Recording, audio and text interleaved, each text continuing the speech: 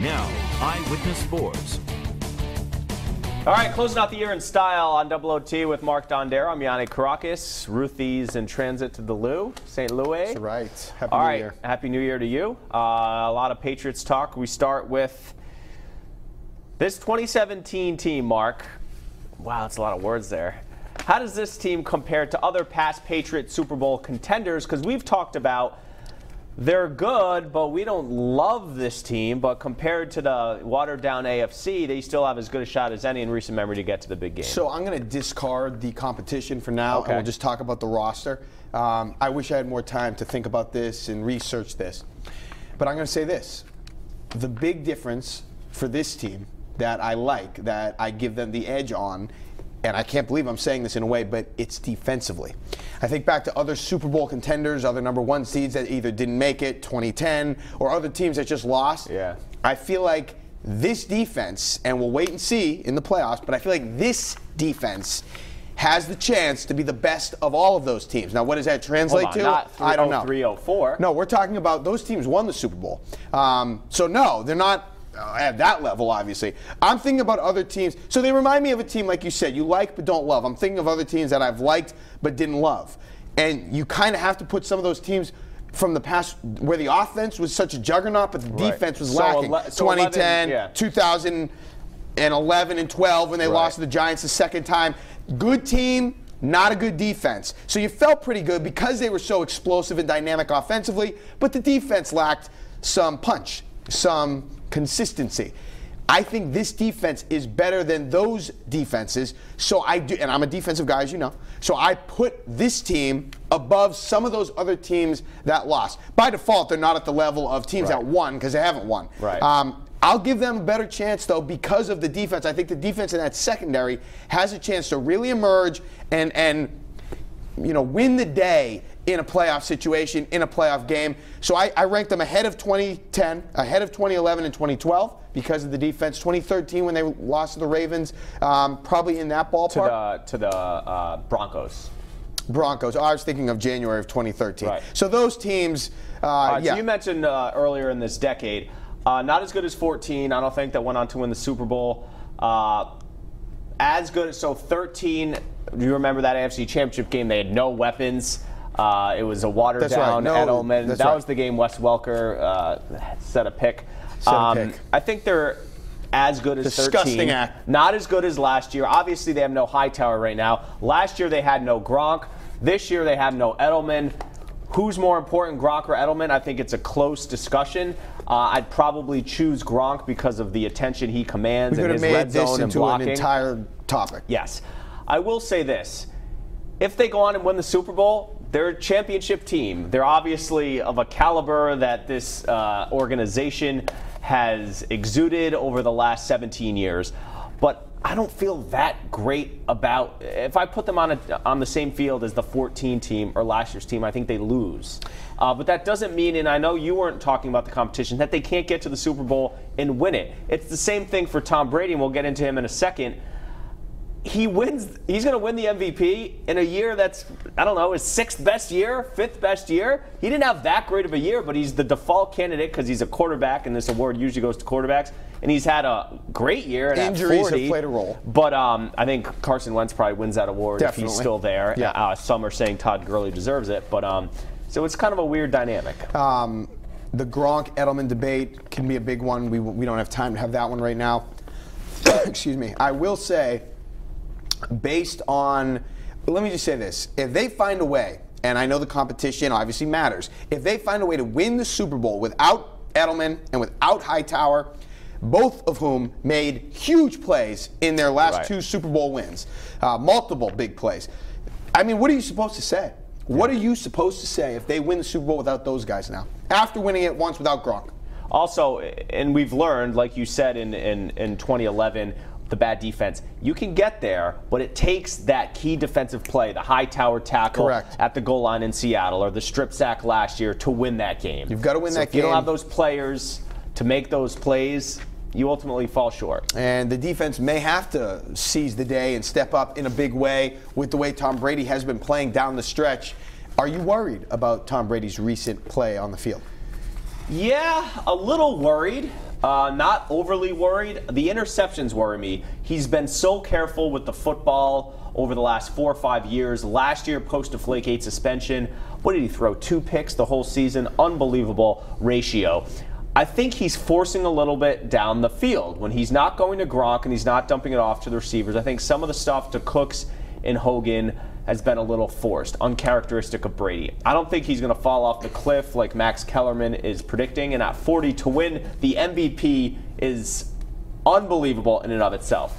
But his play is declined over the last 5 or 6 weeks. The stats tell you that. He's had bad games this time of year in recent years and been fine. He's had bad playoff games, divisional round games where he hasn't been all that great. So I'm not worried big picture, but I think his play has slipped a little bit. He has 4 interceptions in the last 4 games to 4 touchdowns. In the last 3 games, I'm sorry. 6 picks, so 5 last games. 3 games, 4 interceptions, 4 touchdowns, last 3 games. Average, obviously, at best. Like you said, we need to start this conversation by reminding everyone that he could win the MVP. He is right there to win the MVP of the league. And we're talking about this, are we worried about his play? With that being said, yes, I am worried about his play. Not big picture, long term, like you said. I know people have made the comparison that, oh, look at the end of 2014, Peyton Manning's last 4 games, same passer rating, touchdown interception ratio, similar. Oh boy, and then you know what happened in 2015, gone, Peyton. I'm not worried about that. I don't think Tom Brady, I don't think that happens to Tom Brady next year. I just don't think it will. But short term, I am worried. Playoff game, if he has a game like he had against the Texans last year. The Patriots, without Hightower, with a defense that has been up and down at best this year, could be, vulnerable at home. I don't care who comes in here. I don't care if it's Jacksonville. And we don't know how healthy he is. We know that the Achilles has been on the injury report. He played all of 2002, I think, with a broken rib. What was he on the injury report this week? Achilles and shoulder. Left shoulder. He could be pretty banged up. He's had the maintenance days. We don't know how healthy he is. Listen, I'd rather have him more than anyone else, but it's interesting as this play declines a tick and how well Garoppolo's playing. That has become this big elephant in the room. Well, is there seller's remorse on the Jimmy G thing? We talked about that at great length last week. So short term, that's why I think Gresh didn't think so on New England Nation, 11:30 a.m. Fox Providence on Sunday, but I think this would be a nice game against the Jets for him to perform well. Take care of the ball, silence the not critics. throw any interceptions. Not about the critics, just maybe for me. Do it for me, Tom. I just want to feel better about Tom Brady going into the playoffs and just have him have a clean game, no picks, 2-3 touchdowns, and look the part. Look in control. Not that he hasn't, but look for a full game, totally in command. And we've been spoiled with his lack of interceptions. Of course. I mean, guys who are considered some of the best to ever play the game, like Brett Favre, throw a boatload of interceptions. Yeah, but 4 to 4, like a ratio like that is not very good for anybody. All right, the big news in Foxborough this week, James Harrison coming over from the Pittsburgh Steelers to the Patriots.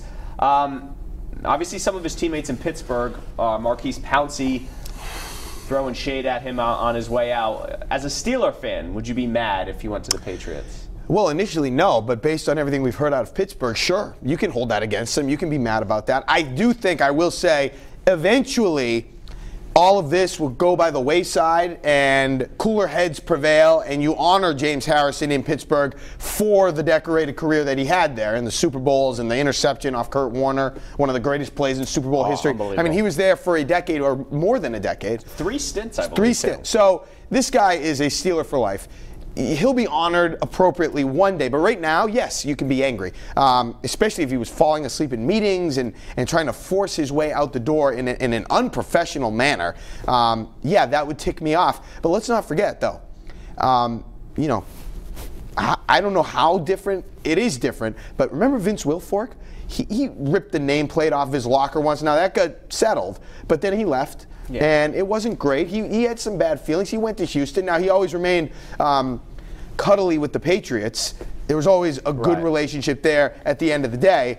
But he still left and wanted to, he felt like he still had more to offer. And his playing time was declining. And had they done, the Patriots to Vince, what Pittsburgh did to Harrison, re-signed him and then buried him on the depth chart, how do you think Vince would have responded to that? And I think Bill was maybe more forthright with Vince, hey, your snaps aren't going to be where you want them to be. It seems like the Steelers were assuring Harrison that he was going to get on, and he was waiting. The answer to this question is, Should they feel mad? Yes, because you're a fan, and this guy has played for your organization for 10-plus years or whatever it is, so you get emotional. How did we feel when Johnny Damon went to the Yankees, or Wade Boggs, or Jacoby Ellsbury, or Wes Welker went to the Broncos? You don't feel good because you're a fan, and now that person's playing for the other team, but it's a business. The Steelers cut him. It was up to him to find employment, so the Steelers can say nothing. And I will say this, if he's a marginal player for this stretch run, then it's not going to sting the Steelers as much. But if he makes like a signature play in the Super Bowl, and all of a sudden he has a Patriots Super Bowl memory on top of the others, that is what hurts. But if he's a guy who's just along for the ride, I don't think you care as much. It's like, does anyone remember that Antoine Walker was on that Heat championship team? Yeah. I mean, it's in his Wikipedia page, but you as a Celtic fan weren't like, can't believe Walker won one with the Heat. I think James Harrison was a more impactful player for the Steelers than Antoine Walker was for the Celtics. But it would be funny if I'm thinking of guys winning titles elsewhere. Yeah. Maybe that's not a great comparison, but like with those guys leaving for the Yankees, I mean, none of the Patriot guys that have left have really come back to haunt you. Seeing Tylon in a Jets uniform obviously sucked. Or a Chiefs uniform. Vinatieri was a little haunting in Indy. He helped them win that Super Bowl in 06. Vinatieri hurt a little bit. It will be interesting, though, or funny, I guess, if, James Harrison is going to go into the Pittsburgh Steelers Ring of Honor one day, Darrelle Revis into the Jets Ring of Honor, and they could both have Super Bowl rings with the Patriots. Absolutely. At least Harrison won something with the Steelers. Revis won nothing. Scary man. Okay, so the Boston Bruins, another team playing well right now. Not at a playoff situation yet, but this is the question. How good can this Bruins team be based on what we've seen recently? So they've won 14 of 18, I believe, 5 in a row. I think a great litmus test will be tonight. They're playing the Capitals, who I think they haven't beaten in 11 straight games or something. I don't have that stat. They're second in their division right now. So I think they can be a top-tier team in the Eastern Conference, maybe a top-5 team, which means they'd host a first-round game. It seems like Bruce Cassidy has kind of melded this young group coming up with the veterans, with Pasta and Charlie McAvoy. So I think they're kind of playing cohesively. It seems like Tuukka has been getting more starts than he had been, with Hudobin getting in there from time to time. But I think maybe that lit a fire under his butt. So I think they're well situated at goaltending. So yeah, do I think they're going to win the President's Cup trophy? No, but I think they can be a top-tier team in the Eastern Conference. All right, this is how far and how good the Bruins can be. They can become a team that gets into the playoffs. Now, their top line can play with anybody. Marchand, Pasternak, and Bergeron. I mean, they could take you anywhere you want to go. But, of course, it's a team game, so I guess they can take you anywhere you want to go. The Bruins can be about as good as a kind of team that takes you into the playoffs, that gets hot, that wins a little bit, and then just when you think this team could win the Stanley Cup, why? Because you hate Tuukka. Tuukka Rask will blow it for them. They cannot do what they want to do with Tuukka Rask in goal. End of discussion, period. Tuukka Rask is not capable of bringing this team to a Stanley Cup championship. I don't think at this juncture he could bring them to the Stanley Cup finals. That would be a big-time stretch. We talked about on Nation, if the Patriots don't win the Super Bowl, is it a failure? Yes, it is. But the bar for the Bruins is a lot lower. Right. I just think with Tuukka, and now Antoine Hudobin is a backup. His skills say backup. But his demeanor might say something else. I would go with him. I think that based on how he's played this year between the pipes, I think you go with him. Maybe the mental toughness or his mentality is just different, and he can bring something out in the defense or in the team in general that can help them in a playoff series. I don't love their goaltending situation in terms of winning a championship. So, no, they can go just about to where they'll break your heart when you realize that, no, they cannot win the Stanley Cup. But is there a money investment factor into, like, we're invested in Tuukka? $7 million, I guess. Are you playing the hot hand? Yeah, he's their starter. I know. Look, when they're both on their game, Tuukka's better. Yeah. But the problem is he's too inconsistent. And in the playoffs, that comes back to bite you. He doesn't win games for you. If they score, he doesn't steal many games for you. And I just don't. We've seen it time and time again. Mental weakness, unavailability, all kinds of things that make me sour on Tuukka Rask. I do not believe he can take you to where you want to go. So no, they can only flirt with the contender label. That's as far as it goes. All right, we close out with a random question you wanted to ask. Yeah.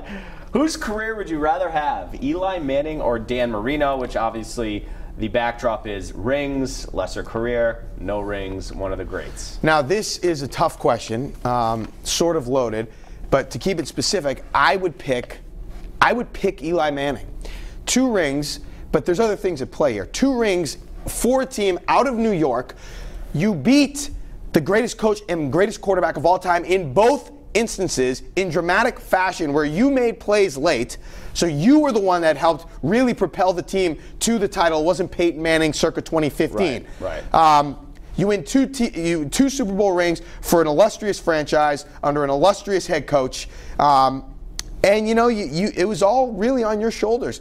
So you throw that in with the fact that he wasn't a brutal quarterback overall. I mean, he's gone to a couple Pro Bowls.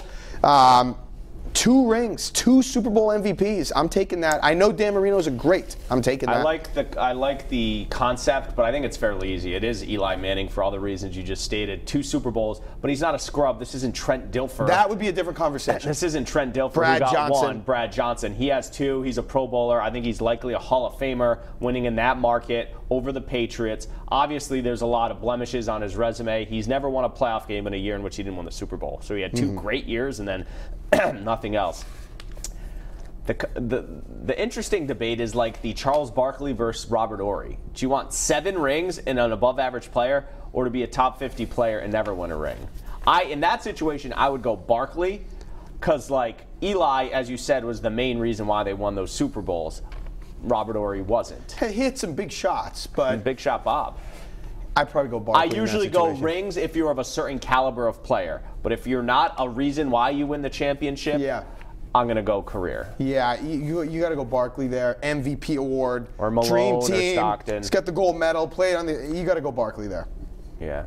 But Marino, when at the time he retired, many thought he was the best at the time pure passer quarterback ever. I mean, one of the all-time greats. Certainly better than overall than Eli Manning. And I don't think he had as many weapons as. Well, the quarterback. I mean, maybe forget winning Super Bowls. How many did he go to? That's what's 1. He lost to the Niners. But the quarterback can get you there. Yeah. The quarterback can't always win it. You need a coach and you need a defense to win it. But the quarterback can get you there. I'm surprised he didn't get to more. Where Eli lands next year, maybe Jacksonville. Oh, that would be juicy. You get Tom Coughlin back together. You put him on an AFC team, and you give him that defense. That'd be juicy, and I'd love to see it.